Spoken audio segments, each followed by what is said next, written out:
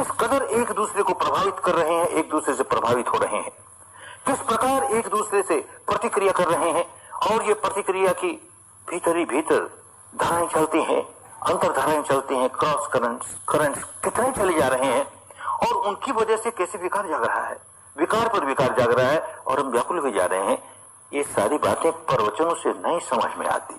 यही सारी बातें इस सांस के सारे सारे सारे आगे बढ़ोगे खूब समझ में आने लगेगी, और अनुभव से समझ में आने लगेगी। फिर इन दोनों के परे क्या है, शरीर को पूरी तरह जान लेंगे, शरीर का सारा क्षेत्र, स्थूल से स्थूल और सूक्ष्म से सूक्ष्म शरीर की सारी सच्चाई जान ली। इसी तरह चित्त की, चित्त वृत्तियों की स्थूल से स्थूल और सूक्ष्म से सूक्ष्म सारी सच्चाई जब जान लेंगे तो उसके परे का सत्य प्रकट होगा।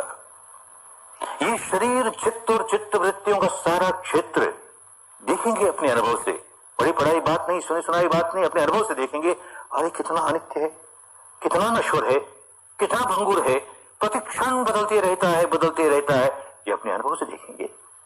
इस सारे का अनुसंधान पूरा कर लेंगे, रिसर्च पूरा कर लेंगे इस सारी फील्ड का, तो इसके परे की सच्चाई जो प्रकट होगी, परम सत्य जो शरीर और चित्त के परे है, उसमें कुछ परिवर्तन नहीं होता, उसमें कुछ उत्पाद नहीं होता, कुछ व्यय नहीं होता। सुन तो रखा है, परम पद जो है, परम सत्य है, वो अमृत है, अमर है, अजर है इत्यादि सुन रखा है ना, अनुभव नहीं किया ना, उसका साक्षात्कार नहीं किया ना। वो साक्षात्कार नहीं होगा तो हमारे किस काम का, केवल मान लेंगे तो हमारे किस काम का। उस अनुभव हो जाएगा, जीवन बदल जाएगा, सारी जीवन की धारा ही बदल जाएगी, बंधन टूट जाएंगे, विकारों से छुटकारा हो जाएगा, दुखों से छुटकारा हो जाएगा। अरे एक जन्म के नहीं अनेक जन्मों के दुखों से छुटकारा हो जाएगा, भाव भ्रमण से छुटकारा हो जाएगा। भाव भ्रमण के छुटकारे के बाद एक और रखें भी तो इस जीवन में जो हम व्याकुल रहते हैं विकारों की वजह से, उसका छुटकारा तो स्पष्ट महसूस होना शुरू हो जाएगा। इसलिए अपने भीतर काम करना है। मान्यताओं के सारे सारे कल्पना करनी शुरू कर देंगे, हमारी ये मान्यता, कुछ पल्ले नहीं पड़ेगा। मान्यता सही भी होगी, अनुभव पर नहीं उतरी ना भाई। हमें इन 10 दिनों तक यहाँ रहते हुए अपने बारे में जो सच्चाई है उसे अनुभूतियों पर उतारना है। इसलिए हम सांस का सहारा ले रहे हैं। तो शरीर के बारे में सच्चाई क्या जानते हैं अपने शरीर के बारे में? शरीर शास्त्र पढ़ा होगा, वो अलग बात हुई, एनाटॉमी पढ़ी होगी, वो तो जानने की बात नहीं, तो मानने की बात हुई, बुद्धि विलास करने की बात हुई। जानते क्या, अनुभव क्या है? तो ये बाहर के अंग है, इनके बारे में अनुभव है। आंख के बारे में, हाथ के बारे में, पांव के बारे में, ये जो हमारे बाहर के अंग हैं खूब जानते हैं, अनुभव से जानते हैं कैसे काम करते हैं। पांव को मैं कहूं खड़ा हो तो खड़ा होता है, चल तो चल, बैठ तो बैठ, आंख को खोल तो खोल, बंद हो। ये सारे के सारे अंग मेरी इच्छाओं के अनुसार काम करते हैं, मेरी आज्ञा के अनुसार काम करते हैं, मेरी हुकूमत के गुलाम हैं। लेकिन भीतर भीतर कितने अंग हैं और कितने अंग हैं? हृदय है, फेफड़े हैं, और जाने कितने अंग हैं। वो तो मेरा हुक्म नहीं मानते, वो तो मेरी इच्छाओं के अनुसार नहीं चलते, वो तो कुदरतन अपना काम किए जा रहे हैं। मैं कहूं रुक जा तो रुकते नहीं, मैं चाहूं तेज हो जा तेज नहीं होते, मैं कहूं धीमे हो जा धीमे नहीं होते। उन पर मेरी कोई हुकूमत नहीं, मेरा कोई अधिकार नहीं, मेरा कोई आधिपत्य नहीं। उनके बारे में क्या जानता हूं? कुछ नहीं, अनुभव के स्तर पर कुछ नहीं। अरे शरीर के भीतर के मोटे मोटे अंगों की क्या बात करें।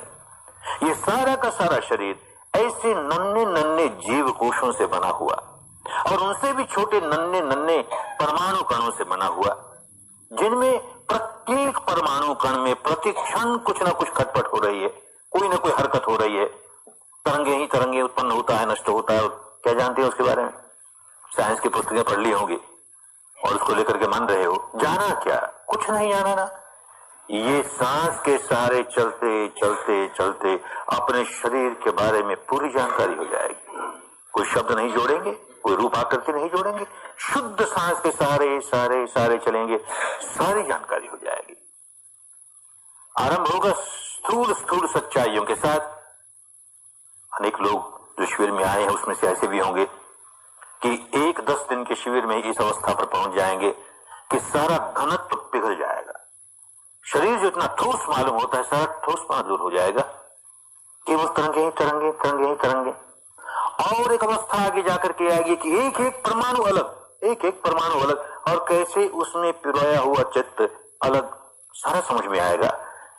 प्रवचनों में इन बातों को महत्व नहीं, अनुभूति को महत्व। जैसी जैसी अनुभूति होगी, किसी को 1-10 दिन में नहीं आएगा, 2-10 दिन में आएगा, 4-10 दिन में आएगा, पर ये इस रास्ते चलते चलते चलते अपने शरीर के बारे में सारी जानकारी हो जाएगी। शरीर के बारे में सारी जानकारी करने के लिए कोई एक माध्यम चाहिए। चित्त के बारे में सारी जानकारी करने के लिए कोई एक माध्यम चाहिए, कोई टूल चाहिए, उसके सहारे हम ये जानकारी कर सके। तो ये जो सांस का माध्यम हमें मिला, ये हमें ज्ञात अवस्थाओं से शरीर और चित्त संबंधी अज्ञात अवस्थाओं की ओर अपने आप ले जाएगा। और शरीर और चित्त के परे की जो अवस्था हो तो बिल्कुल अज्ञात हमारे लिए, वहां तक भी ले जाएगा, उसका भी साक्षात्कार करा देगा। एक उदाहरण से समझें, कोई व्यक्ति नदी के इस तट पर रहने वाला, नदी के इस तट की सच्चाई खूब जानता है, क्योंकि इस तट पर रहता है, अनुभव उसे। कोई नदी पार करके उस तट पर चला जाए और आकर के कहे, अरे उस तट का क्या कहना, ऐसा मनोरम है, ऐसा सुहावना है, तो इस आदमी के मन में आए कि अरे मैं भी उसका दर्शन करूं, मैं भी उसकी मनोरमता का सुख भोग के देखूं। और इसी तट पर बैठ करके हाथ जोड़ करके डबडबाई आंखों से और कातर स्वर से करे प्रार्थना, ऐ नदी के वो तट तू यहां आ जा, ऐ नदी के वो तट तू यहां आ जा, मैं तेरा दर्शन करना चाहता हूं, मैं तेरी मनोरमता का सुख भोगना चाहता हूं, तू यहां आ जा। सारे जीवन रोता रह जाएगा। नदी का वो तट यहां आने वाला नहीं, आ ही नहीं सकता। नदी के वो तट का सुख भोगना है, नदी के वो तट का दर्शन करना है, तो सारी नदी को स्वयं पार करना पड़ेगा। कोई और पार कर ले, हमें नहीं उसका दर्शन हुआ, हमें स्वयं पार करना पड़ेगा सारी नदी को। और पार करने के लिए कोई ऐसा पुल जो इस तट को उस तट से जोड़ दे, जो हमें ज्ञात तट से अज्ञात तट की ओर जाने में सहायक बन जाए। सांस यही काम करेगा, ज्ञात तट से अज्ञात तट की ओर हमें ले जाता चला जाएगा। तो पहले तो अज्ञात अवस्थाएं अपने शरीर की, अपने चित्त की, उनको अच्छी तरह जान लेने में ये सांस सहायक हो जाएगा, और फिर देखेंगे इसके परे की अवस्था को भी पहुंचाने में सहायक हो गया। शुद्ध सांस के साथ काम करते चले जाएंगे, जैसा है वैसा है, जैसा है वैसा है। देखेंगे कि इन 10 दिनों में ही काम शुरू किया, बड़े स्थूल स्थूल सांस के साथ नहीं पता लगता, नया नया साधक पता ही नहीं लगता सांस कब आया कब गया, तो कहते हैं भाई 2-4 सांस जरा जोर से ले ले। तो सच्चाई स्थूल सच्चाई से काम शुरू किया, पर आखिर तो स्वाभाविक सांस पर काम करना है, तो आज दिन भर काम करता रहा स्वाभाविक सांस, स्वाभाविक सांस। तो स्थूल सांस को जानते जानते सूक्ष्म सांस को जानने लगा। एक और सच्चाई पकड़ में आई दिन भर काम करते करते, ये सांस आता है जाता है, किस रास्ते आता है, बाईं नासिका में से गुजरता है कि दाहिनी नासिका में से गुजरता है कि दोनों नासिकाओं में से गुजरता है। दिन भर काम करते करते ये बात पकड़ में आने लगी। तो कल रात को जो काम शुरू किया था, आज रात तक पहुंचते पहुंचते उससे जरा सूक्ष्म अवस्था पकड़ में आने लगी। मन इस लायक बनने लगा कि उससे सूक्ष्म सच्चाई को जान सके। अब आज रात और कल दिन भर इससे ज्यादा सूक्ष्म सच्चाई को जानने लगेगा। ये सांस आता है जाता है, बाएं से आता है कि दाहिनी से आता है, छूता कहां है। एक बात और समझ लेनी चाहिए, इस विधि को अच्छी तरह समझने के लिए मन को हम जितने छोटे से स्थान पर रखेंगे और छोटे से स्थान पर देर तक काम करते चले जाएंगे, मन उतना ही सूक्ष्म होता चला जाएगा, उतना ही तीक्ष्ण होता चला जाएगा, उतना ही संवेदनशील होता चला जाएगा, और उससे अधिक सूक्ष्म अवस्थाओं का अनुभव करने लायक होता चला जाएगा। तो हमने ये सीमा बांध दी, ऊपर वाले होठ से लेकर नासिका तक का सारा हिस्सा। तो ये सांस बस इतनी दूर में ही महसूस करना, जाएगा भीतर तक, आएगा भीतर तक, जाएगा बाहर, लेकिन इसी पर से गुजरेगा। तो इतने स्थान पर जानते रहेंगे, आज रात और कल दिन भर ये जानते रहेंगे इतनी सी दूरी में छूता कहां है, भीतर आने वाला सांस कहां छू गया, बाहर जाने वाला नासिका की भीतरी दीवारों को कहीं छू गया, कि नासिका के बाहरी छल्लों को कहीं छू गया, कि नासिका के नीचे ऊपर वाले होठ के ऊपर का जो स्थान है, जो मूंछों का स्थान है, इसको कहीं छू गया, इतनी सी दूरी में सांस छूता कहां है? ये सारी जगह छुई आवश्यक नहीं, कहीं भी छुए, कहां छू रहा है? तो मन बड़ा सजग होकर देखिएगा कहां छू रहा है, भीतर आता हुआ सांस कहां छू रहा है, बाहर जाने वाला सांस कहां छू रहा है। तो इससे सूक्ष्म अवस्थाओं को जानने की योग्यता प्राप्त करने का एक और काम मिला दिन भर। ऐसे ही हर रोज देखेंगे, जितना कुछ हमें सूक्ष्म अनुभव हुआ, अगले दिन उससे अधिक सूक्ष्म, अगले दिन उससे अधिक सूक्ष्म, यो सारा का सारा मार्ग जैसे ज्ञात से अज्ञात की ओर ले जाने वाला है, वैसे स्थूल से सूक्ष्म की ओर ले जाने वाला है। सूक्ष्मतर सूक्ष्मतम, सारा का सारा मार्ग। तो हर रोज इस बात को ध्यान रखेंगे कि हमको स्थूल से सूक्ष्मता की ओर बढ़ते चले जाना है। शरीर के बारे में जानकारियां होंगी, ऐसे चित्त के बारे में जानकारियां होंगी, और उसमें भी सांस सहायक होगा। कैसे सहायक होगा? आज ही जैसे सहायक हुआ। बहुत ध्यान से देखते अपने चित्त को और अपने सांस को, तो देखते इसके साथ इसका गहरा संबंध है। ध्यान करते करते कोई पुरानी बात याद आई, कुछ हुआ, मन में कोई विकार जागा, क्रोध जागा, किसी के प्रति द्वेष जागा, किसी के प्रति वासना जागी, या भय जागा, कुछ भी जागा।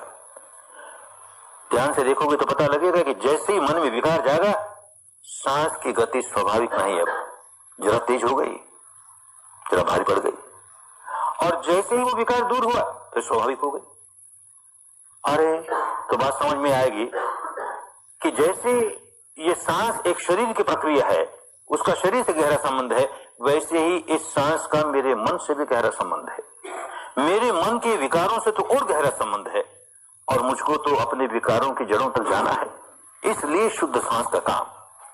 आज भी काम करते करते अपने मन के बारे में कई बातें सामने आई। सुनते तो बहुत थे, मन बड़ा चंचल है, बड़ा चपल है। आज तो काम करके देखा, काम तो सांस का ही करना था, सांस आ रहा है जा रहा है, इसको देखते देखते अपने मन के बारे में भी सच्चाई मालूम हो गई। बड़ा चंचल है रे, बड़ा चंचल है। इतना सीधा सा काम कि सांस आ रहा है जा रहा है, उसको देखना और कुछ नहीं करना तुझे, वो भी नहीं कर पाता। एक सांस को देखा कि वो भाग गया, एक सांस को देखा कि वो भाग गया। अरे सचमुच बड़ा चंचल है, बड़ा चपल है। ये सच्चाई सामने आई। एक और सच्चाई कि ये भागता तो है, पर कहां भागा, कहां भागा। हम कोई डायरी लिखने नहीं देते, लिखोगे तो भी, लिखने देंगे तो भी लिख नहीं पाओगे। अरे इतने इतने विषयों में भागता है, कहां भागता है, क्या उसका लेखा जोखा रखोगे। पर ध्यान दोगे तो साफ मालूम होगा उसके लिए दो ही क्षेत्र है भागने के, या तो भूतकाल में भागा या भविष्य में भागा। कोई पुरानी बात याद आई, ऐसा हुआ था, अब उसमें लोट पलोट लगाएगा। कोई भविष्य की बात याद आई, ऐसा हो जाए तो अच्छा, ऐसा न हो तो अच्छा, उसमें लोट पलोट लगाएगा। या तो भूतकाल या भविष्य काल, इसी में लोट पलोट लगाता है। कोई घटना पुरानी याद आई, उसने ऐसा कह दिया था, हमारा ऐसा अपमान कर दिया था, और बड़ी पीड़ा हमें हुई, उसने ऐसा कह दिया, ऐसा कह दिया। फिर इतने में छलांग लगाएगा भविष्य की ओर। उस समय तो हमसे कुछ करते कराते नहीं बना, अब ऐसा करके देखे, ऐसा जवाब दूंगा, ईंटा का जवाब पत्थर से दूंगा, करके देखिए ऐसा, तो लगा भविष्य में। अब भविष्य में लोट पलोट करता है। ये अपना स्वभाव देखना है। देखो मेरे चित्त का स्वभाव कैसे इतनी जल्दी भूतकाल में गया और कैसे भविष्य में छलांग लगा ली, वहां लोट पलोट लगाने लगा। ये भूतकाल, भविष्यकाल, अतीत, अनागत, इसी में रहना चाहता है, ये वर्तमान में नहीं रहना चाहता। और रहना होगा वर्तमान में। हम भूतकाल में कैसे रहेंगे? भूत तो गया, जो क्षण गया वो हमेशा के लिए गया। संसार की सारी संपदा भी देकर के कोई व्यक्ति बीता हुआ क्षण खरीद के लाए कि फिर एक बार जी लूं, इस क्षण में होने वाली बात नहीं, असंभव है, गया, हमेशा के लिए गया। और भविष्य में कैसे जिएगा? भविष्य जब वर्तमान बन जाएगा तब जिएगा। तो जीना है वर्तमान में। और आदत ये बना ली इस मन ने कि जब देखो तब भूतकाल, जब देखो तब भविष्यकाल। अरे इसी मारे व्याकुल रहता है, इसको जीना नहीं आता, इसको जीने की कला नहीं आती। और ये सारी साधना जीने की कला सीखने की साधना है। बस पहला कदम उठाया, नन्हा सा कदम उठाया, अपने मन को जीने की कला सिखाने का नन्हा सा कदम उठाया। इस क्षण में जी, इस क्षण की जो सच्चाई है बस उसी में जी। भूतकाल से काट अपने आप को, भविष्य से काट अपने आप को। इस क्षण की जो सच्चाई, इस स्वभाव पलटने के लिए नहीं कि हम सारे जीवन भर भूत की सारी बातें भूल जाएंगे, भविष्य का कोई प्लानिंग नहीं करेंगे, ऐसा नहीं। अपना स्वभाव पलटना है ना। 10 दिन प्रयत्न करेंगे अपना स्वभाव पलटने के लिए, तो भूतकाल से अपने आप को काटेंगे, भविष्य से अपने आप को काटेंगे और यही काम करने लगे। इस क्षण की सच्चाई यह है कि सांस भीतर आ रहा है, बस ये जाना जा रहा है कि सांस भीतर आया, सांस भीतर जा रहा है, ये जाना जा रहा है कि सांस बाहर गया, इतना ही। बड़ा कठिन है, बड़ा कठिन है। कहना बड़ा आसान है कि एक दो सांस देखने के बाद भी एकदम भूतकाल की बात, एकदम भविष्यकाल की बात उसमें लोट पलोट लगाना शुरू कर देगा। आप साधक ध्यान से देखिएगा कि जब ये भूतकाल में गया या भविष्यकाल में गया, किस प्रकार का चिंतन चलता है इसका। बहुत प्रकार के चिंतन चलते हैं, फिर भी दो विभाजन बड़े स्पष्ट मालूम होंगे, चाहे भूतकाल की कोई याद है या भविष्य का कोई चिंतन है, दो ही तरह के होंगे। या तो कुछ प्रिय होगा, कोई पुरानी याद बड़ी प्रिय होगी, ऐसा हुआ था बड़ा अच्छा हुआ था, या अप्रिय होगी, ऐसा हुआ था अच्छा नहीं हुआ था। या भविष्य का चिंतन चलेगा, या तो प्रिय होगा, अरे ऐसा हो जाए, ऐसा फिर हो जाए, ऐसा हो जाए, या कोई अप्रिय होगा, कहीं ऐसा ना हो जाए, कहीं ऐसा ना हो जाए। बस दो ही तरह के विचार चले, प्रिय चला या अप्रिय चला। और जब जब प्रिय का विचार चला, चाहे वो भूतकाल का था चाहे भविष्यकाल तक का था, देखेंगे मानस का एक हिस्सा प्रतिक्रिया करने लगा। क्यों? जो जो प्रिय विचार चला वो बड़ा सुखद लगा, बड़ा सुखद लगा, और सुखद लगा तो प्रतिक्रिया होती है, और चाहिए रे, और चाहिए रे, ऐसा तो और चाहिए रे, और चाहिए रे। और जब जब अप्रिय विचार चला, चाहे भूतकाल का चला चाहे भविष्य का चला, तो बहुत दुखद लगा, और दुखद लगा तो मानस का एक हिस्सा प्रतिक्रिया करता है, नहीं ये तो नहीं चाहिए, ऐसा तो ना हो जाए, ऐसा कहीं ना हो जाए। ये जो मानस का एक हिस्सा चाहिए करने लगा, भारत की पुरानी भाषा में उसी को राग कहते थे, लोभ कहते थे, आसक्ति कहते थे। हमने यहां आकर जाना, इस प्रदेश में राग का अर्थ जैसे भारत के सारी भाषाओं में वैसा नहीं है। यह राग क्रोध को कहते हैं, लेकिन बार बार हम इस शब्द का इस्तेमाल करेंगे तो समझ लेना चाहिए कि भारत की पुरातन भाषा में राग कहते थे आसक्ति को, लोभ को, कुछ प्राप्त कर लेने की भावना को, किसी से चिपक जाने की भावना को, उसको राग कहते थे। तो या तो राग सुखद लगा तो राग, दुखद लगा तो द्वेष। और एक तीसरी बात समझ में आएगी, कभी कभी ये भी होता है, मन में एक बात उठी, भूत की उठी कि भविष्य की उठी, वो एक वाक्य भी पूरा नहीं होने पाया, इतने में छूट गई, कोई और शुरू हो गई, नई बात ने सिर उठा लिया। उसका भी एक वाक्य नहीं पूरा होने पाया कि तीसरी बात ने अपना सिर उठा लिया। अरे ये क्या अवस्था हमारी कि बिना ही किसी सिलसिले के, बिना ही किसी श्रृंखला के, बिना ही किसी तारतम्य के किस तरह के विचार चल रहे हैं जिनका आपस में कोई तालमेल नहीं। तो समझेगा कि ये पागलपन है, बहुत बड़ा पागलपन है। दुनियादारी की भाषा में किसको पागल कहते हैं? जिस व्यक्ति के विचारों की श्रृंखला न हो, कोई तारतम्य नहीं हो, उसको पागल कहते हैं। उदाहरण से समझें कि एक व्यक्ति जिसे लोग पागल कहते हैं, जो पागल है, भूखा है 4 दिन का, और मुझे बड़ी करुणा जागी और मैंने थाली भर के उसको भोजन की परोस दी और खुश हुआ, भूखा है ना, बैठ गया खाने के लिए। एक कोर तोड़ा, इतने में विचारों की श्रृंखला टूट गई, कुछ और विचार आ गया, मैं तो गुसल खाने में आया हूं, नहाने के लिए आया हूं, और ये साबुन का टुकड़ा है, अब मुझको अपना शरीर धोना है, साफ करना है। अब उस कोर से, उस ग्रास से अपने शरीर को रगड़ने लगा। इतने में वो बात भी खत्म हुई, कोई और बात आ गई मन में, ये जो आदमी आया है ना, ये मेरा दुश्मन है और ये मुझे मारने आया है, अरे मार ही देगा, तो कैसे बचाऊं? ये हथगोले हैं, इनसे बचाऊं, फेंकता है, ये हथगोले फेंक दूंगा, ये मर जाएगा तो मैं बच जाऊंगा, सारी रोटियां फेंक दी। ऐसे आदमी को पागल कहते हैं ना। अपने आप को जांच के देखेंगे, सब के सब पागल है ना। भीतर देखेंगे, एक बात खत्म नहीं होने पाती दूसरे से उठा लेती है, वो खत्म नहीं होने पाती तीसरे से उठा लेती है। यद्यपि बाहर की दुनियादारी की भाषा में पागल नहीं है, क्योंकि ऐसा व्यवहार नहीं करते, पर भीतर तो यही चल रहा है। तो 3 ही बात होती है भीतर, या तो कुछ प्रिय लगता है, सुखद लगता है तो राग जगाता है, या अप्रिय लगता है, दुखद लगता है तो द्वेष जगाता है, या इस तरह का पागलपन जिसमें कोई तारतम्य नहीं, ऐसे विचार फूटते हैं, कभी कुछ, ऐसी मुंह मूर्ता है, ऐसा अज्ञान है। तो एक बात समझ में आएगी कि मेरा चित्त प्रतिक्षण या तो राग रंजित रहता है, या द्वेष दूषित रहता है, या मोह विमूढ़ित रहता है। जितने भी और विकार जागते हैं, दर्जनों दूसरे विकार, सब इन 3 से ही जागते हैं, राग से, द्वेष से, मोह से, राग से, द्वेष से, मोह से। अरे इन जड़ों तक अपने आप को नहीं सुधारूंगा मेरा कल्याण कैसे होगा, मेरी मुक्ति कैसे होगी, खूब समझ में आने लगेगा। तो इन गहराइयों तक जाने के लिए सांस बहुत सहायक होगा।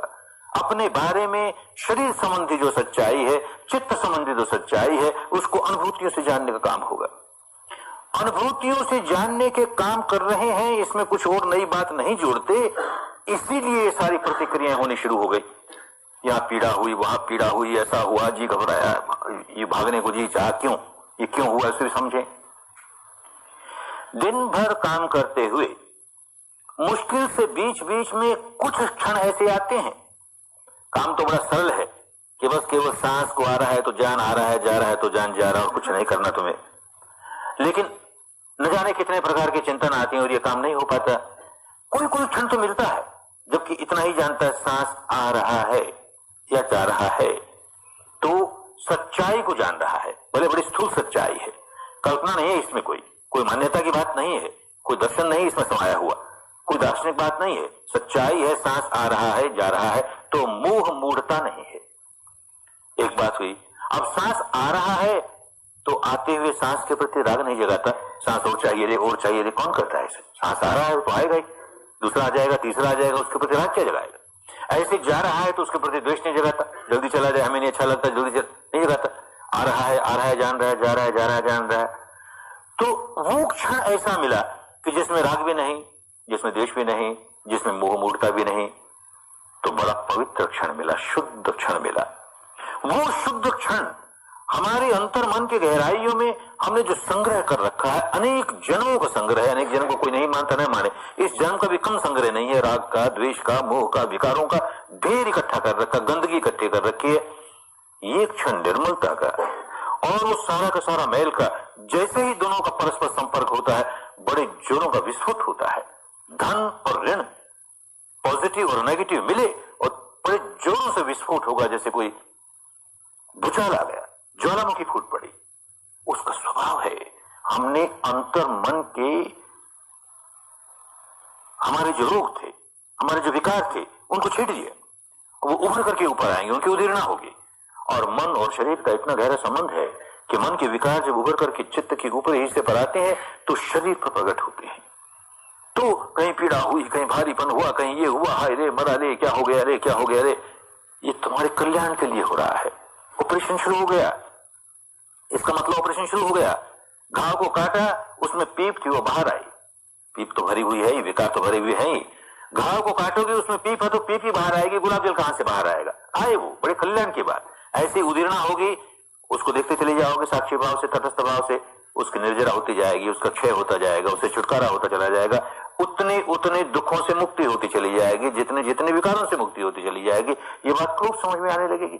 फिर भी एक उदाहरण से समझे। किसी गृहिणी ने अपने रसोई घर में भोजन पकाने के लिए चूल्हा जलाया, आग जलाई, उसने भोजन पका लिया, वो काम तो पूरा हुआ। अब इस आग को बुझाएगी, क्या करेगी? आग क्यों रखेगी? एक चुल्लू ठंडा पानी लेकर के उस पर फेंकती है उसको बुझाने के लिए। ये ठंडा पानी उस गर्म चूल्हे की आग को लगता है, कितनी प्रतिक्रिया होती है।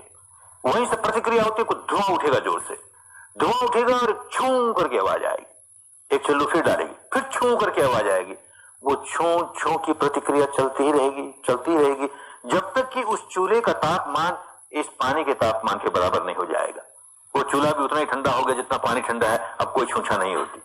तो जब तक विकार लिए बैठे हैं और एक क्षण की भी शुद्धता आई, तब तक इस तरह की प्रतिक्रिया होनी स्वाभाविक है और अच्छा है। कभी कभी कोई कहता है कि क्या करूं, ये जो आप दिन भर बैठा देते हैं इसलिए पीड़ा होती है। अरे तो बैठते ही पीड़ा शुरू हो जाती है ना भाई, क्यों हो जाती है? अरे जरा सोच के देखो, किसी सिनेमा में जाते हो, किसी खेल तमाशे में जाते हो, घंटों बैठे रहते हो ना, कोई पाँव नहीं बदलना पड़ता, ना पाँव फटता है, ना सिर फटता है, ना भागने को जी चाहता है। यहाँ क्या हो गया? समझो क्या हो गया। उस सिनेमा में, उस नाच घर में, उस खेल तमाशे में क्या होता है? भीतर आग जल रही है, हमें नहीं पता, कभी भीतर देखा नहीं ना। राग की आग जल रही है, द्वेष की आग जल रही है, वासनाओं की आग जल रही है, भीतर आग ही आग जल रही है।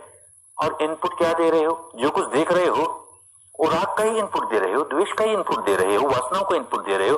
तो इस जलती हुई आग में थोड़ी आग और डाल रहे हो, कोई प्रतिक्रिया नहीं होगी। जलते हुए चूल्हे में थोड़े से गर्म अंगारे और डाल के देखो तो कोई छूछा नहीं करेगा, बड़े प्यार से स्वीकार कर लेगा। ठंडा पानी डालो तो स्वीकार नहीं करेगा।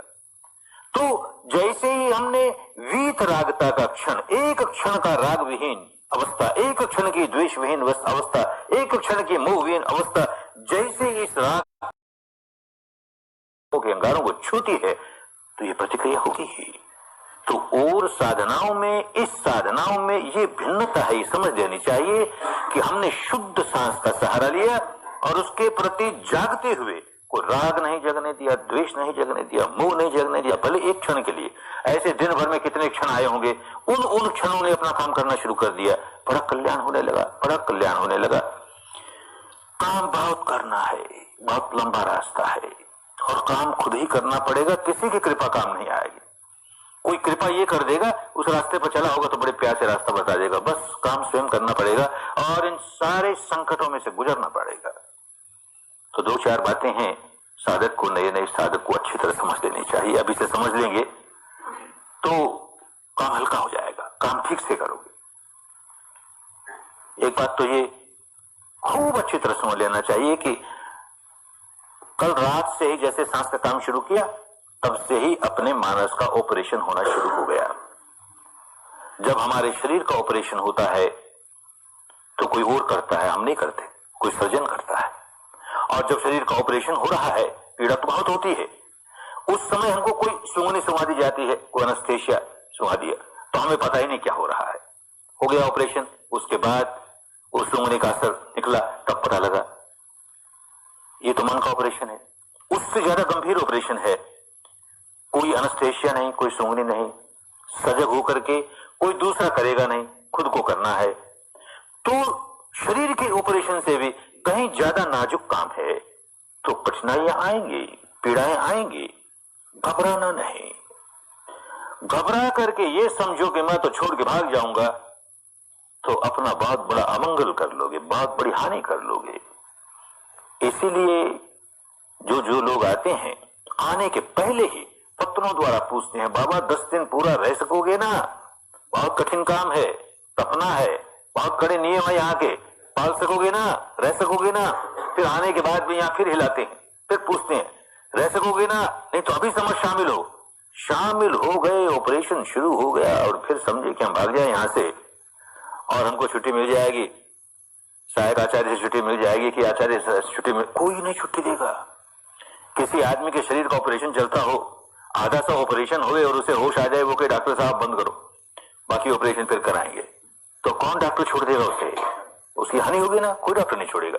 ऐसे ही कोई अनुमति नहीं देगा, ऑपरेशन शुरू हो गया, अब जाए, असंभव बात, किसी कीमत पर। वो बातें 50 बनाएगा, उसका मन भी कहेगा अरे वो अमुक केस हमारा था, उसकी तो तारीख परसों ही है, हमको तो ख्याल ही नहीं रहा, वो हमारा वो प्रॉब्लम था, वो हमारा वो लड़का वहां बीमार है, वो लड़की बीमार है, वो पत्नी ऐसी है, वो पति ऐसा है, अरे रे रे बहुत जरूरी था, ये अगली बार आएंगे। ये सारी बातें उठने वाली हैं। मन को बड़ा दृढ़ करना होगा कि हमको छुट्टी मिलने वाली नहीं, ऑपरेशन शुरू हो गया है, आधा ऑपरेशन करके जाने में हमारी हानि होगी, हम नहीं जाएंगे, ये कठिनाई कल आने वाली। आज दिन भर ऑपरेशन किया ना, तो दूसरे दिन इस तरह भागने का मन होता है, या फिर चौथे दिन इससे गहरा ऑपरेशन करने की विद्या सिखाएंगे, विपश्यना सिखाएंगे, तो 5वें दिन उसका जब काम करोगे गहरा, तो 6ठे दिन फिर देखेंगे, फिर भागने को जी चाहेगा। इन वर्षों के हजारों लोगों के अनुभव से जानते हैं कि जो व्यक्ति भागने के लिए व्याकुल हुआ, वो दूसरे दिन हुआ या 6ठे दिन हुआ, और किसी दिन भी कोई हो जाता है, पर अधिकांश लोग दूसरे दिन, 6ठे दिन। तो जब ऐसे मन में आए तो सोचो आज दूसरा दिन है ना, हमको पहले कह दिया गया था नहीं भागेंगे हम, आज 6ठा दिन है ना, नहीं भागेंगे हम। अरे किसी दिन भी आए ऐसे नहीं भागेंगे हम, हमको सामना करना है, अपनी खोट निकालनी है ना, नहीं भागेंगे। ऐसे मन को मजबूत करना होगा। मन को मजबूत करने के थोड़े से काम और करने पड़ेंगे। मन को मजबूत करने के लिए एक तो ये कि हम यहां तपने आए हैं, तो जो तपने का समय है सुबह 4:30 से 6:30 बजे तक, फिर 8 से 11 बजे तक, फिर 1 से 5 बजे तक, फिर 6 से 9 बजे तक, बीच में ये थोड़ा प्रवचन का समय छोड़ करके बाकी सारा तपने का समय, ध्यान करने का समय, उस समय अभी से मन को दृढ़ करें, चाहे जो कुछ हो जाए। ध्यान करने के सिवाय और कोई काम नहीं करेंगे।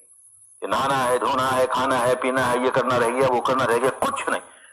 चाहे जो कुछ हो जाए, हमको इस समय तो ध्यान ही करना है। मनोबल बढ़ेगा, मन मजबूत होगा, यही करना है, दूसरा कुछ नहीं। और इसमें भी 3 बार 1-1 घंटे इस हॉल में आकर बैठेंगे ही। सुबह 8 से 9 बजे, दोपहर को 2:30 से 3:30 बजे और शाम को 6 से 7 बजे। चाहे जो कुछ हो जाए, जो कुछ और काम करना है पहले निपटा लेंगे अपना। सुबह 8 बजे हॉल में बैठना है तो 8 बजने में 1 मिनट बाकी होगी तभी आ जाएंगे, और 9:01 होगी तभी बाहर जाएंगे। इतने भले यहां बैठे हुए पांव बदलना है, पांव बदला, हाथ बदलने हाथ बदले, कुछ भी किया, लेकिन काम करते रहे अपना साथ साथ। 4-5 दिन के बाद तो ये भी होगा कि पांव भी नहीं बदलेंगे। अभी नहीं, घबरा मत, अभी पांव बदल सकोगे।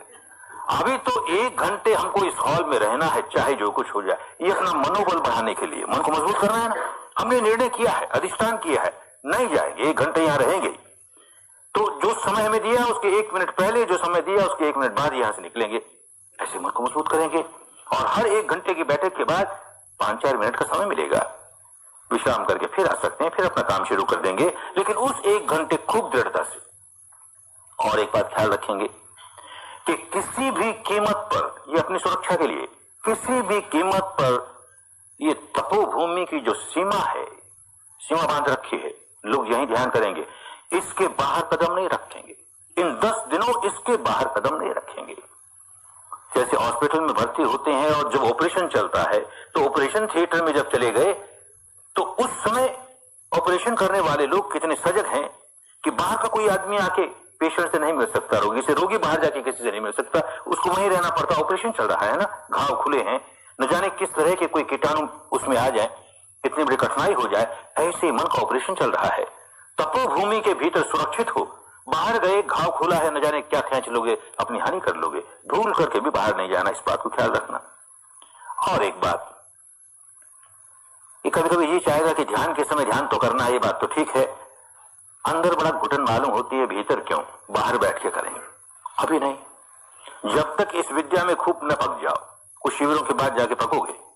खुले में नहीं ध्यान करना, जब तक नहीं पक जाते हो तो ऐसी जगह, चाहे अपने कमरे में, चाहे यहां, या जिनको शून्यागार मिलता है वो शून्यागार में, कि जहां सीधी हवा हमको न लगे और जहां सीधी रोशनी हमारी बंद आंखों पर भी न पड़े, ऐसे स्थान पर ही करें। क्योंकि इस वक्त नया नया काम है, अगर सीधी हवा हमारे होठ पर लग रही है तो नाक से जो हवा बहती है, ये सांस, उसका छूना ही नहीं मालूम होगा। इसलिए बहुत जरूरी है कि हम ऐसे स्थान पर नहीं बैठे जो बाहर की हवा लगे, आंखें बंद है और उस पर रोशनी पड़ रही है, तो अंतर्मुखी होकर के भीतर की सच्चाइयों को देखने के काम में बाधा पूरी हो जाएगी। इसलिए बाहर नहीं बैठेंगे, ये ख्याल रखेंगे। और एक बात ख्याल रखेंगे कि ये जो सुबह 11 बजे भोजन के लिए जाएंगे, उस वक्त मन में आएगा कि अरे यहाँ शाम का भोजन तो मिलता नहीं, देख लिया ना एक दिन, शाम को कुछ नहीं देती तो खाने को मामूली से चाय दी, उससे क्या हुआ, कुछ फल दे दिया, क्या हुआ। और मैं तो एक बार में 4 रोटी खाने वाला, 3 बार खाने वाला, 4 बार खाने वाला, यहाँ तो एक ही बात। तो जी चाहेगा कि शाम की रोटी अभी खा लो। और हमारे मार्गदर्शक बार बार कहते हैं बड़ा परिश्रम करना है, बड़ा पुरुषार्थ करना है, बड़ी लड़ाई लड़नी है अपने भीतर, तो शरीर से मजबूत होंगे तभी ना। तो 8 ही क्यों 10 रोटी खा लो, और फिर साधना वादना नहीं होगी। एक बार में 4 रोटियां खाने की जिसकी आदत हो, वो 3 खाकर के हाथ खींच ले। अपने पेट का 1/4 हिस्सा 2400 घंटे खाली रहना चाहिए, तो साधना होगी। भर लोगे और ठूस ठूस के भर लोगे, कोई साधना नहीं होगी, कर नहीं पाओगे, इतनी ऊंघ आएगी, इतनी बाधाएं होंगी, कभी नहीं करना भूल करके भी। दोनों अतियों से बचना है। जो व्यक्ति इस पागलपन में पड़ जाए कि हमको ये अंतर तप करने के लिए बाहर बहिर तप ऐसा करना चाहिए कि हम तो उपवास करेंगे, कुछ नहीं खाएंगे, वो एक पागलपन है। एक अति है जो हमको नुकसान कर देगी, हमको आगे बढ़ने नहीं देगी। और दूसरी अति है कि खूब ठूस ठूस के खाएंगे, मौका मिला है खाए ना, शाम का भी काम नहीं कर पाएगा। दोनों के बीच का मध्यम मार्ग, युक्त आहार विहार से, उतना ही आहार जितना कि हमको जीवित रखने के लिए आवश्यक है, इससे अधिक नहीं। इस बात का ख्याल रखेंगे। और एक बात का ख्याल रखेंगे, ये जो कल कह दिया था कि बहुत आवश्यक हो तो अपने शरीर को आराम दे सकते हो, लेट सकते हो, और साथ साथ ये भी कह दिया कि 5 मिनट से अधिक नहीं। तो सोचेगा आदमी, लेटने में बड़ा आराम आएगा, बहुत अच्छा लगेगा। सांस तो जान ही रहे हैं, लेटे लेटे जान रहे हैं। अरे ये इसलिए कहा गया कि लोग सो जाते हैं, तंद्रा आ जाती है। मैं बड़ा समझदार हूं, हर आदमी अपने आप को बड़ा समझदार समझता है, बाकी सबको बेवकूफ समझता है। ये लोग सो जाते होंगे, मैं नहीं सोता, देख 10 मिनट हो गए ना, मैं नहीं सोता, 15 मिनट हो गए ना, मैं नहीं सोता, 20 मिनट हो गए ना, अरे आधे घंटे होते होते तो खुर्राटे भरने लगे। और 1000 प्रयत्न करते हैं कि आश्रम बड़ा आदर्श आश्रम हो, तपोभूमि हो। आदर्श तपोभूमि में हर व्यक्ति अकेला एक कमरे में रहता है, अकेला एक शून्यागार में ध्यान करता है, दो भी साथ नहीं रहते। पर ऐसा होते होते तो समय लगता है। बहुत से लोगों को साथ रहना पड़ता है कि डॉर्मेट्री में कई लोग हैं, और एक आदमी ने लेट करके खुर्राटे भरने शुरू किए कि अब तो खरबूजे को देख के खरबूजा रंग पकड़ने लगा, दूसरे का बीजी चाहेगा, हम भी थोड़ी देर लेते, हम भी थोड़ी देर लेते, सारी डॉर्मेट्री खुर्राटों से भर जाएगी। धीरे धीरे सारा तपोवन खुर्राटों से भर जाएगा। अरे क्या करने आए थे? प्रतिक्षण सजग होने आए, और ये करने क्या लगे? बहुत खतरनाक है। तो कितनी ही असुविधा क्यों ना हो, 5 मिनट से अधिक एक बार में नहीं लेटें, अधिक से अधिक समय बैठ कर ध्यान करें। इस बात का ख्याल रखें। और एक बात का ख्याल रखें, ये भारतीयों के लिए और बहुत आवश्यक है। हमारा एक राष्ट्रीय रोग है, भारत का राष्ट्रीय रोग है, बात करने के बड़े शौकीन है। कामशूर नहीं है, बातशूर है, बहुत बात, बतरस का ऐसा लोभ है। कोई कोई लोग तो इसलिए शिविर में नहीं आते कि आपके यहाँ 9 दिन तक मौन रहना पड़ेगा। अरे बाप, मैं कैसे जाऊं, हमसे नहीं होगा, हम मौन नहीं रह सकते, बहुत बड़ा रोग है ये। अरे भाई, मौन नहीं रहोगे तो ये भीतर की यात्रा कैसे करोगे? बहिर्मुखी रहे ना, और ये तो अंतर्मुखी होकर के भीतर की सच्चाई जाननी है, उसके लिए मन को मौन करना है। मन को मौन कैसे करोगे? वाणी को ही मौन नहीं रख सकते। किसी से थोड़ी देर बात कर ली और फिर ध्यान करने बैठे तो जो बात की वो सारी मन में आनी शुरू हो जाएगी, उससे संबंधित अनेक बात आनी शुरू हो जाएगी, और छेड़ दिया उसको तो उससे बिना संबंधित भी न जाने कितनी बात आनी शुरू हो जाएगी। काम रुक गया ना, अपने लिए बाधा पैदा कर लेना। बिल्कुल मौन, बिल्कुल मौन। और मौन भी कैसा? आर्य मौन। भारत की परंपरा में जो बड़ी स्वस्थ परंपरा थी ध्यान की, लुप्त ही हो गई। लुप्त हो गई तो शब्द लुप्त हो गया। आज लोग पूछते हैं आर्य मौन क्या हुआ? जो हमने मौन रखा है तो आर्य मौन क्या हुआ? आर्य मौन हुआ करता था तपने के लिए कि मौन केवल वाणी का ही नहीं, शरीर से भी मौन, और आगे जाकर के मन से भी मौन। तो शरीर से मौन माने संकेतों से भी बात नहीं करेंगे, इशारों से भी बात नहीं करेंगे, आंखों से भी बात नहीं करेंगे। अरे वाणी से किया कि संकेत से किया, जहां बात हो गई, कम्युनिकेशन हो गया, वो सारा कुछ तो भीतर उखाड़ेगा ही, और नई नई बातें उड़ेगी। यही मान के चलना, मैं अकेला तपने आया हूं, और तपना तो हमेशा अकेले का ही होता है। एक व्यक्ति का अपने भीतर तपना है, दूसरे से क्या लेना जाए। मैं यहां अकेला हूं, मुझे अपना ऑपरेशन स्वयं करना है, मुझे दूसरे से कोई लेन देन नहीं। आंखें नीचे रख करके अपने भीतर ध्यान करना है। साधना संबंधी कोई कठिनाई आई तो अपने मार्गदर्शकों से आकर के पूछ सकते हैं, उनसे कोई गाइडेंस ले सकते हैं, कोई दोष की बात नहीं। कोई व्यवस्था संबंधी सचमुच कठिनाई आई तो व्यवस्थापकों से 2 शब्द कह सकते हैं ताकि कोई उसका समाधान हो जाए। वो भी कम से कम बहुत सजग रहेंगे।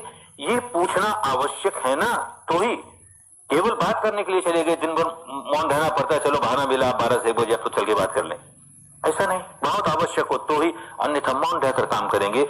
जो व्यक्ति हमने देखा है, जो व्यक्ति 10 दिन के शिविर में आकर के इस मौन का पालन करता है, वो छलांगे लगाते हुए आगे बढ़ जाता है। और जो व्यक्ति इस नियम को तोड़ता है और सारी बातें ठीक करते हुए भी बहुत पिछड़ जाता है, बहुत पिछड़ जाता है। तो भाई आए हो, घर बार छोड़ के आना आसान नहीं होता। आए हो तो खूब लाभ उठाना है ना, इस नियम का तो खूब कड़ाई से पालन करना है।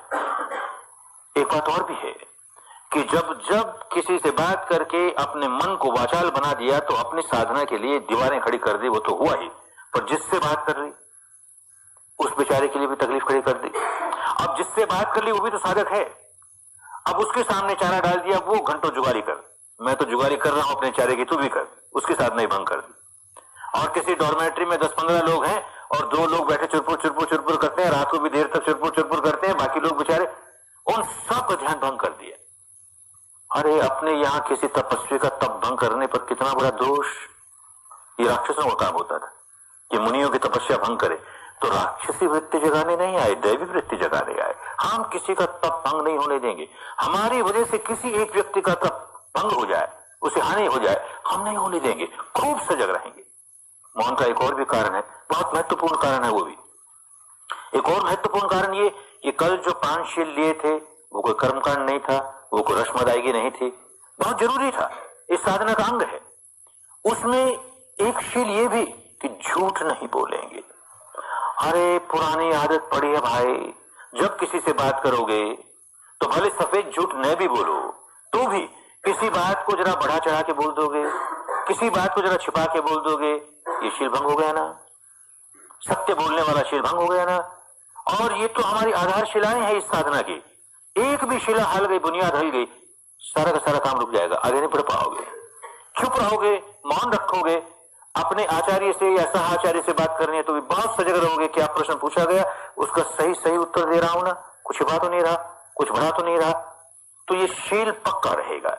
पांचों शील जिसके पक्के रहते हैं, इन 10 दिनों तो कम से कम हम देखते हैं उसकी बड़ी प्रगति होती है। इसलिए भी मौन बहुत आवश्यक है। एक और बात, वो भी बहुत आवश्यक है विशेष करके भारतीयों के लिए, कि भाई कल जो समर्पण किया था वो इस विद्या के प्रति समर्पण किया था। अब ये विद्या तुम्हारी दार्शनिक मान्यता के अनुकूल है कि नहीं है, तुम्हारी परंपरागत मान्यताओं के अनुकूल है या नहीं है, ये सारी बातें 10 दिन के बाद सोचना। अब तो समर्पण किया है ना, तो 10 दिनों तक जितना बताया जाए, जैसे बताया जाए, ठीक वैसे ही करें। इसमें अपनी ओर से कुछ नहीं जोड़े तोड़े। कोई पागल व्यक्ति आ जाता है, 1000 कहते हैं, हम बार बार कहते हैं, इससे बाधा आएगी, इतनी ही बात नहीं है कि तुम्हारी प्रगति रुक जाएगी कुछ जोड़ने से, इससे खतरा पैदा हो जाएगा। ऐसा उलझ जाओगे कि फिर हम चाहेंगे तो भी निकाल नहीं पाएंगे। बहुत इस तरह से कठिनाइयों में पड़े हुए लोगों के साथ बहुत काम करना पड़ा, तब कहीं निकल पाए। खतरा मोल नहीं लेना, बात समझ लेनी चाहिए। यहां तो हम इस विद्या को आजमाकर देखने आए हैं, तो 10 दिन तक यही करेंगे। 10 दिन के बाद हम अपने मालिक हैं, ठीक लगेगी स्वीकार करेंगे, नहीं ठीक लगेगी छोड़ देंगे। 10 दिन कुछ जोड़ेंगे नहीं। खतरा क्यों है समझे। एक काले घोड़े की सवारी करने वाला आदमी, उसके पास कोई सफेद घोड़ा ले आया। अरे तू मेरे घोड़े पर सवारी करके देखिए, ज्यादा अच्छा है। वो कह जरूर करूंगा, लेकिन अपना घोड़ा नहीं छोड़ने वाला। एक टांग अपने घोड़े पर रखूंगा, एक टांग तेरे घोड़े पर रखूंगा, अब सवारी करके देखूंगा। खतरा है ना, बहुत बड़ा खतरा है ना। एक आदमी अपनी नाव में यात्रा करने वाला, कोई दूसरी नाव ले आया, कहता है ज्यादा आरामदेह है, ज्यादा तेज है, जरा इसकी यात्रा करके तो देख। तो कह जरूर करूंगा, पर एक टांग अपनी नाव में, एक टांग तेरी नाव में, अब यात्रा करूंगा। कितने खतरे की बात। इससे ज्यादा बड़ा खतरा है जो व्यक्ति इस तरह के साधनों से अभ्यास करता हो कि जहां हमारे मानस पर लेप लगाए जा रहे हैं, किसी शब्द के लेप है, किसी काल्पनिक रूप के लेप है, किसी मान्यता के लेप है। तो एक लेप लग रहा था, अब दूसरा लगाने लगा, वो लग रहा था, तीसरा लगाने लगा, कुछ नुकसान नहीं होने वाला। लेकिन ये तो ऑपरेशन की साधना है। यहां तो ऊपर वाले चित्त को काटते काटते काटते अंतर्मन की ओर जा रहे हैं, और अंतर्मन की ओर यथाभूत सत्य को देखते हुए जा रहे हैं। जरा सी कोई कल्पना उसके साथ जुड़ी, जरा सा कोई शब्दों की टंकार उसके साथ जुड़ी, खतरा पैदा हो जाएगा। ये रिस्क नहीं लेनी चाहिए। तो ये बड़ी गंभीरता के साथ कहते हैं, खूब गंभीरता के साथ इस बात को समझ लेना चाहिए कि 10 दिन इसके साथ और कुछ नहीं जोड़ेंगे, कुछ नहीं जोड़ेंगे। 10 दिन के बाद हम अपने मालिक हैं। इन सारी बातों को याद रखते हुए अब जो दिन बचे हैं, 9 दिन बचे हैं, इनका खूब लाभ लेना है। जैसे आज का दिन चला गया, देखेंगे, देखते देखते कल का चला जाएगा, परसों का चला जाएगा, यूं 10 दिन चले जाएंगे। 10वें दिन मुस्कुराते हुए अपने घर जाए, बड़ा बोझ उतार करके जाए, मन में ये प्रसन्नता लेकर के जाए कि ऐसी एक विद्या मिली जो हमें भाव चक्र से मुक्त कर देगी, सारे इस जीवन के दुखों से मुक्त कर देगी। ऐसी प्रसन्नता लेकर के जाए। वो तभी होगा जबकि काम करोगे। केवल वाद विवाद में समय बिता दिया, तर्कों में समय बिता दिया, बहसों में समय बिता दिया, कल्पनाओं में समय बिता दिया, आलस में, प्रमाद में समय बिता दिया, तो क्या मिलेगा। काम बहुत करना पड़ेगा। तो खूब गंभीरता से काम करें, खूब सजग रहकर काम करें। किसी पर एहसान नहीं कर रहे, अपने भले के लिए करें, अपने मंगल के लिए करें। जो जो जो जो इस 10 दिन के शिविर में आए हैं, खूब गंभीरता से काम करते हुए अपना मंगल साध लें, अपना कल्याण साध लें। सबका मंगल हो, सबका कल्याण हो, सबकी स्वस्थ मुक्ति हो। भवतु